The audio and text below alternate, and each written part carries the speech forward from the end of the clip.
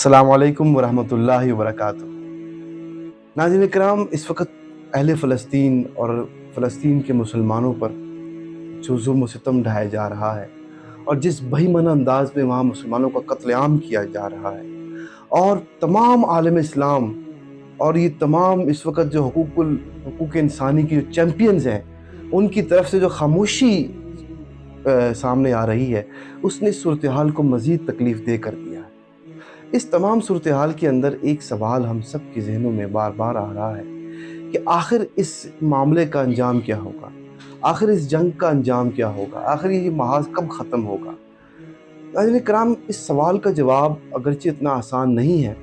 لیکن اگر ہم تاریخ میں تھوڑی نظر ڈالیں تو ہمیں بہت سے سوالوں کے جواب مل سکتے ہیں۔ ناظرین کرام، کیا آپ جانتے ہیں کہ صلاح الدین ایوبی جو فاتح فلسطین، فاتح یوم قدس ہیں، القدس ہیں،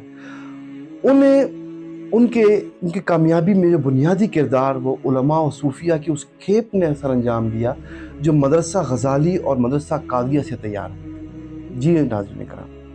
امام غزالی اور شیخ عبد القادر جیلانی رحمۃ اللہ علیہ کے قائم کردہ تجدید و اصلاح اور احیاء دین کے مراکز نے بلاد عرب و اسلامیہ میں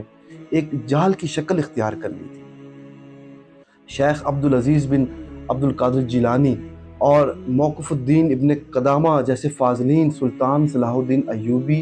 کے ہراول دستوں میں شامل تھے۔ ناظرین کرام، القدس کی فتح کا جو نقطہ آغاز وہ امام غزالی کی تحریک اصلاح و تجدید ہے، اور اس میں سب سے زیادہ مؤثر اور کلیدی کردار شیخ عبد القادر جیلانی کی تحریک اصلاح نے کیا۔ صلاح الدین ایوبی کو مصلحین و مجاہدین کی نفری مدرسہ قادریہ سے فراہم ہوئی۔ اس انقلاب کی بنیادی فتوحات سے پہلے مدارس کے ذریعے قوم کی فکری اور شعوری اصلاح کر کے اس کی بنیاد رکھی گئی، اور اس میں سب سے زیادہ کردار شیخ عبد القادر جیلانی کے خلفاء اور تلامذہ کا ہے۔ ناظرین کرام، آخر صلاح الدین ایوبی کی اس کامیابی کے محرکات کیا تھے؟ آخر کس انداز میں حضرت شیخ عبد القادر جیلانی اور امام غزالی رحمۃ اللہ علیہ نے معاشرے کی فکری طور پر تربیت کی تھی؟ صلاح الدین ایوبی کی جو فتح تھی، کیا وہ حادثاتی تھی؟ یہ وہ سوال ہیں جن پر ہمیں غور کرنا ہوگا،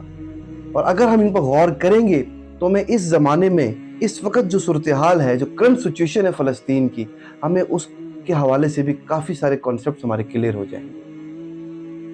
ناظرین کرام، سوال جو میں نے پہلے کیا آپ سے کہ ہم سب کے ذہنوں میں ہے کہ آخر کیا وجہ ہے کہ جو ہمارے مسلمان ممالک ہیں ان کے جو سربراہان ہیں وہ اتنے خاموش ہیں۔ ناظرین کرام، یہ صورتحال ایسی کیوں ہے؟ کیا تاریخ میں بھی ایسا رہا ہے؟ ناظرین کرام، تاریخ کا جب مطالعہ کرتے ہیں اور ہمیں یہ معلوم ہوتا ہے کہ سلطان صلاح الدین ایوبی کے اس محاذ سے پہلے حضرت امام غزالی اور حضرت شیخ عبد القادر جیلانی نے جس انداز میں مسلمانوں کی اور پورے ایک سوسائٹی کی جو فکری طور پر تربیت کی تھی، اور سلطان صلاح الدین ایوبی کے لیے جو راہ ہموار کی تھی، وہ کن خطوط پر کی تھی؟ وہ محرکات کیا تھے؟ ناظرین کرام، وہ امام غزالی نے 3 اساسی امور پر کام کی۔ نمبر 1 صحت عقیدہ، نمبر 2 شفاف سیاست، اور نمبر 3 اصلاح معاشرہ۔ اور اس وقت بھی جو صورتحال ہے وہ یہی ہے کہ ہمارے ہاں عقیدے کے حوالے سے بھی بہت زیادہ لوگوں کے اندر گمراہی پائی جاتی ہے، اور نمبر 2 کہ ہمارے ہاں جو سیاست کا جو عمل ہے وہ بھی بہت زیادہ پرکاندہ ہو چکا ہے، اور نمبر 3 کہ ہمارے معاشرے میں بے انتہا بگاڑ پیدا ہو چکا ہے۔ عقیدے کے حوالے سے توہم پرستی عروج پر ہے، اور سیاست کے حوالے سے جو کرپٹ لوگ ہیں، جو نااہل لوگ ہیں، وہ اس وقت مسلمان ممالک کے سربراہ بن چکے ہیں، اور نمبر 3 ہمارے معاشرے کے اندر اس وقت جو بگاڑ موجود ہے، جو فحاشی موجود ہے، وہ ہم سب کے سامنے۔ ناظرین کرام، صلاح الدین ایوبی نے جب فلسطین کو فتح کیا تو اس وقت بھی انہیں انہی چیلنجز کا سامنا کرنا پڑا، لیکن ہمارے ان بزرگوں نے، حضرت شیخ عبد القادر جیلانی اور امام غزالی رحمۃ اللہ علیہ نے ان چیلنجز سے نمٹنے کا عزم کیا، اور انہوں نے انہی 3 چیزوں کے اوپر کام کیا، اور جب وہ اپنے اس ہدف پہ کامیاب ہو گئے تو اس کے بعد صلاح الدین ایوبی کے لیے راہ ہموار ہوئی اور القدس جو ہے وہ اس کو فتح نصیب ہوئی۔ اگر ہم چاہتے ہیں کہ اس وقت بھی ہم کوئی ایسا پریکٹیکل حل نکالیں تو ہمیں انہی خطوط پر کام کرنا ہوگا۔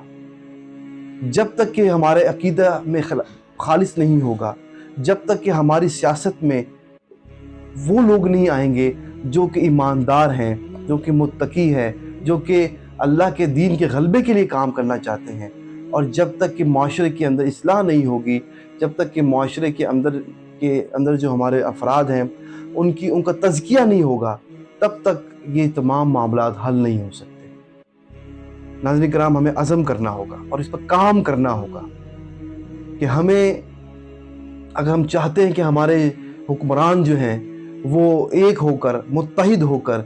بیت المقدس کی آزادی کے لیے آواز اٹھائیں، تو ہمیں ان حکمرانوں کو منتخب کرنا ہوگا، ان حکمرانوں کو لے کے آنا ہوگا جو کہ دین سے مخلص ہوں، جو غلبہ دین چاہتے ہوں،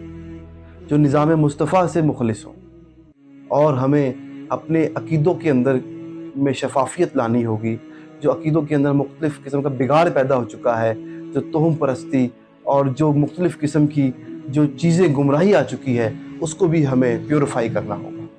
اور نمبر 3، سب سے اہم چیز معاشرے کی اصلاح، کہ ہمیں لوگوں کی اصلاح کے لیے ہمیں ایک مؤثر انداز میں میدان عمل میں اترنا ہوگا۔ انشاءاللہ ہمیں امید ہے کہ اگر ہم ہمارے جو اس وقت علماء ہیں وہ اگر سنجیدگی کے ساتھ ان اہداف پر کام کریں تو انشاءاللہ ان قریب جو ہمارے مجاہدین اس وقت فلسطین کے محاذ پر سرگرم ہیں، انشاءاللہ ان کو کامیابی حاصل ہوگی۔ اور انشاءاللہ جس طرح سے انہوں نے کفر کو شکست دی ہے، جس طرح سے ایک پروپیگنڈا تھا مسلسل کہ اسرائیل جو ہے وہ ناقابل شکست ہے، ان کے پاس فلاں ٹیکنالوجی ہے، اس کو کوئی شکست نہیں دے سکتا، الحمدللہ فلسطین کے ان غیور مجاہدین کو ہزاروں سلام ہو جنہوں نے اپنے غیرت ایمانی کے زور سے، اپنے غیرت ایمانی کے بلبوتے پر اسرائیل کا جو بت تھا اس کو زمیں بوس کر دیا، اور وہ سارا پروپیگنڈا جو تھا وہ بالکل ہوا ہو گیا، اور جو ایک اسرائیل کا جو ایک دبدبہ تھا وہ بھی ختم ہو گیا، اور اس کی اصل حقیقت سامنے آ گئی کہ یہ ایک ریت کی دیوار ہے، یہ ایک مکڑی کا جالا ہے، یہ ایک جھوٹ ہے، ایک فریب ہے، اس کے سوا اس کی کوئی حقیقت نہیں۔ اللہ تعالی ہم سب کا حامی و ناصر ہو، اور اللہ تعالی ہمیں اپنے بزرگوں حضرت امام غزالی رحمۃ اللہ علیہ، حضرت شیخ عبد القادر جیلانی کے نقش قدم پر چلتے ہوئے ہمیں القدس کی آزادی کے لیے کام کرنے کے اللہ پاک توفیق عطا فرمائے۔ وما علینا الا البلاغ المبین۔